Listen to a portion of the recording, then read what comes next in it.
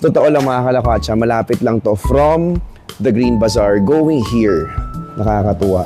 And yung mga maliliit na tsokolate na gusto nyo, tumatanggap sila ng cash and tumatanggap sila ng credit card. So, pwede naman. Pero grabe tingnan nyo mga kalakatsa.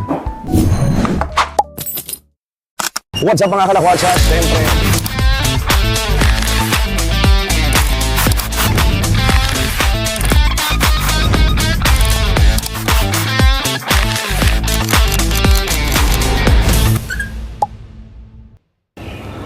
okay mga kalakatsa, kanina galing tayo sa Green Bazaar kaso mo sarado kasi Lunes ngayon, hindi ko alam na sarado pala siya.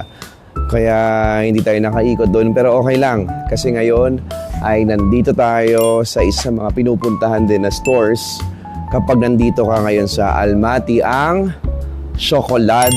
Itong alam niyo naman yan, di ba? Familiar naman kayo sa brand na yan, di ba? So tignan natin ngayon kasi dito sila bumibili ng tsokolate and dito rin kayo bibili ng tsokolate. Sa totoo lang mga kalakatsa, malapit lang to from the Green Bazaar going here.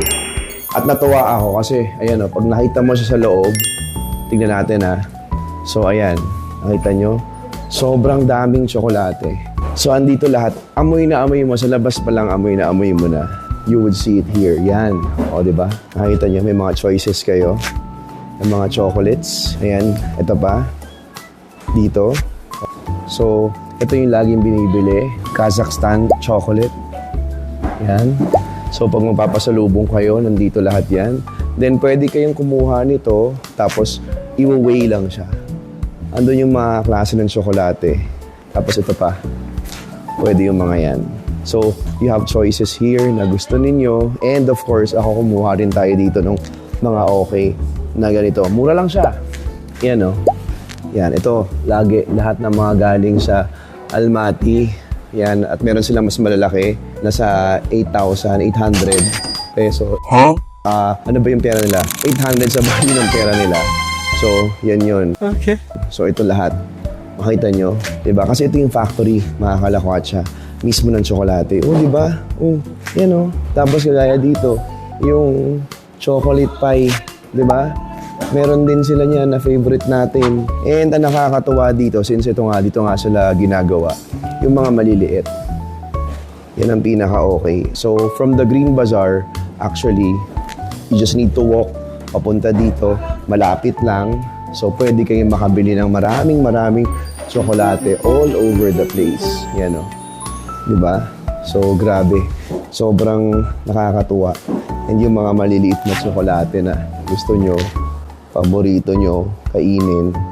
Ayan Kasi dito kayo bibili ng mga pampasalubong. Pwede. And tumatanggap sila ng cash and tumatanggap sila ng credit card. So pwede naman. Kahit yung may mga ganito may design. Ayan, mga kalakatsa. So may mga design sila ng Almaty. Ayan, pwede. Yan pa Pepero. Diba? So, andito lahat ng mga Kaya nakakatuwa. Meron din silang mga drinks na kung gusto ninyo, hindi ko masyado maintindihan, pero yan meron din. Pero grabe tingnan nyo mga kalakatsa. Sobrang daming choices na pwede nyong bilhin dito. Sa mga tsokolate, nakakatuwa. Yan pa lang sa mga bars na yan. Dito lang yan sa Rakat. Okay, sa Rakat Chocolad. Malapit lang to from Green Bazaar. Lalakad lang kayo, mapupuntahan nyo na yan. Okay? Sayang kasi close na makabalik tayo ng Green Bazaar. Pagka hindi talaga tayo makabalik, wala. Pero at least nakabili na tayo ng ilang mga tsokolate. So tingnan natin mga kalakatsa kung saan pa tayo pwedeng pumunta at ma-discover yung iba't ibang klase na mapupuntahan natin ngayong oras na to. Halos 6:00 na ng gabi. Okay?